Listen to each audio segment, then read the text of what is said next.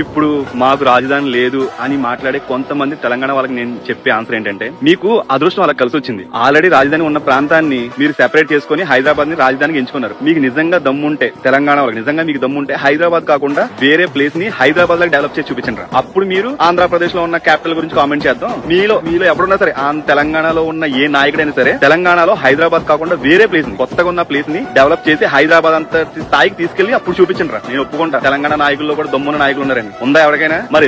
మరి ఎందుకు రాజధాని మీద పడి ఏడుస్తారు? నేను ఇలా మాట్లాడుతానని మీరు ఏమనుకోవద్దు. మీరు చేసే కామెంట్స్ అలా ఉన్నాయి. కవితకి నేను చెప్పదలసింది ఏంటంటే, మీకు నిజంగా దమ్ము ఉంటే హైదరాబాద్ కాకుండా వేరే ప్లేస్ ని హైదరాబాద్ అంత స్థాయికి తీసుకొచ్చి చూపించండి. అప్పుడు చూద్దాం. మీరు మా అమరావతి రాజధాని మీద పడి ఏడటం కాదు. మేము విడిపోయిన తర్వాత మా స్టేట్ సిచ్యువేషన్ ఏంటో మాకు బాగా తెలుసు. అయినా సరే మేము వెనకాడు వేయకుండా మా క్యాపిటల్ మేము నిర్మించుకుంటున్నాం. దాని మీద వర్షాలు పడితే మునిగిపోతే మీకు క్యాపిటల్ లేదు.